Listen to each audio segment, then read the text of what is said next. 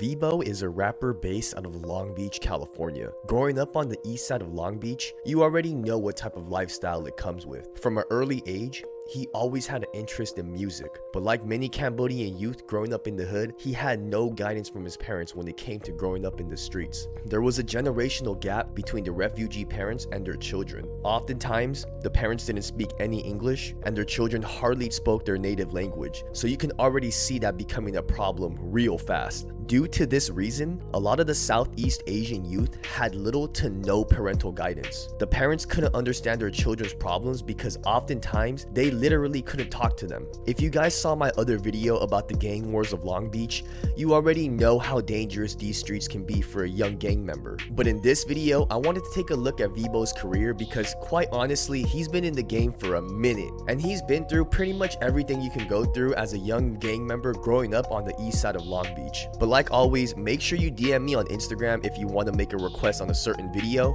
But without further ado, let's get into it. Veebo grew up on the east side of Long Beach on the corner of 15th and Warren. By the age of 9, his older brother was already from the Asian boys, and he would take Veebo for his first couple licks. Me involved with the lifestyle in a kind of way.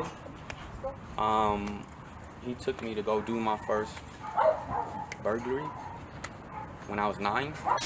You can already get an idea of what his childhood was like from the jump. It wouldn't be long until his parents couldn't handle them anymore, which ended with Veebo and his older brother getting sent off to live at a church. This church was known for taking troubled Cambodian youth and trying to show them a life outside the streets of Long Beach.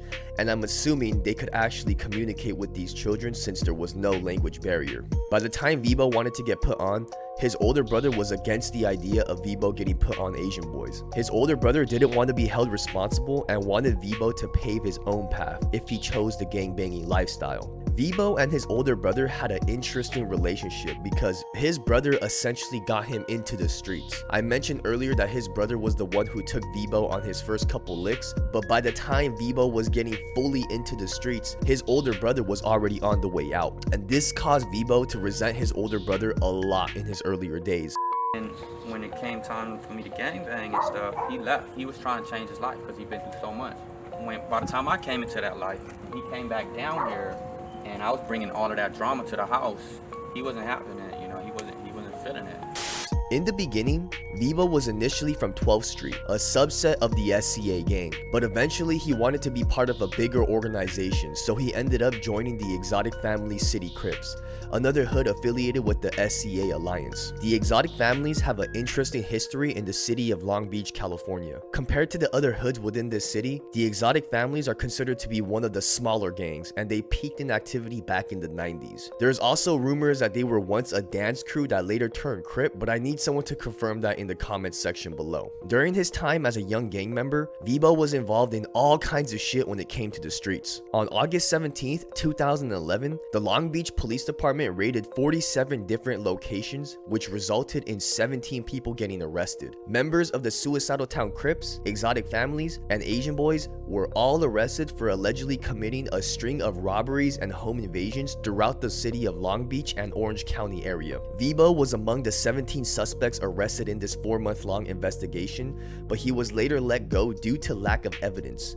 But other members were not so lucky, some even getting double-digit numbers in the prison system. From an early age, Veebo always had a passion for music, but never had any experience when it came to recording and producing a song. It wouldn't be until his older homie Sneezy Tweet began rapping and essentially put Veebo on the rap game. Fun fact, Sneezy has a big S tatted on his head, and the person who tattooed this shit was Veebo. Veebo did the tattoo in exchange for a 16 from Sneezy, and for anybody that doesn't know what a 16 is, it's basically a verse in a rap song. Veebo and Sneezy would do multiple tracks together, and they would upload it to the YouTube channel under the name Block Money 12th Street Entertainment. Some of their first songs found on YouTube were uploaded nearly 10 years ago. None of y'all better. Somebody better tell them, none of y'all ready. Got a grip on the game, hold steady. We shaking shit up, roll up a chopstick and blaze it up. Bitch, shut up, get your ass shot up. Leave you in the ground like a motherfucking pothole. 12 Street with enemies and my shells meet. Hit a planet, bitch, full-fledged gangsta shit.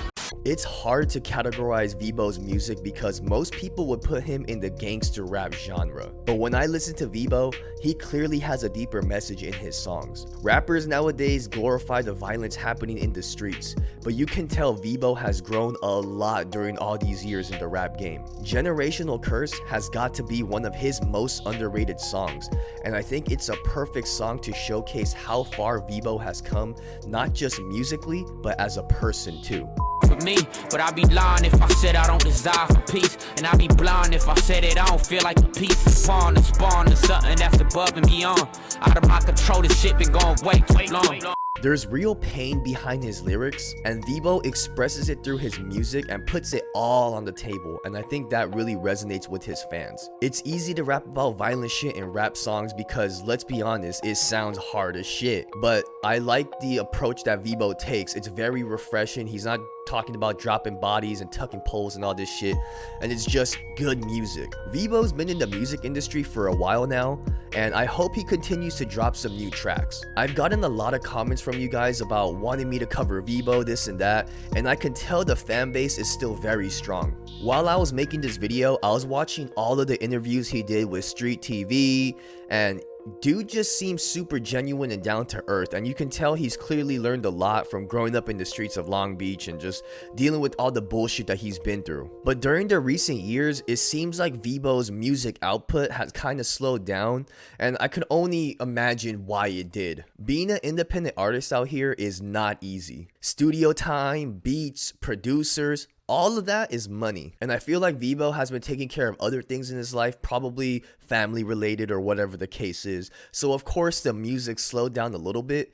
But what it seems like to me is that his fan base is still strong, so whenever he does decide to drop new tracks, I think he has nothing to worry about. If you guys made it to the end of the video, it really means a lot. Thank you guys so much. So while I have your guys' attention, I kind of wanted to announce my P.O. box.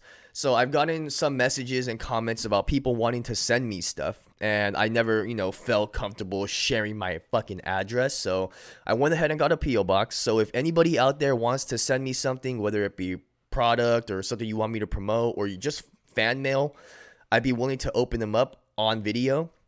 So I'm not going to release the P.O. box address here. If you want to send me something, I'm going to have you guys DM me on Instagram. But if you guys are interested, there you go. But that pretty much sums up everything in this video. So until next time, I'll be seeing you guys later. Peace.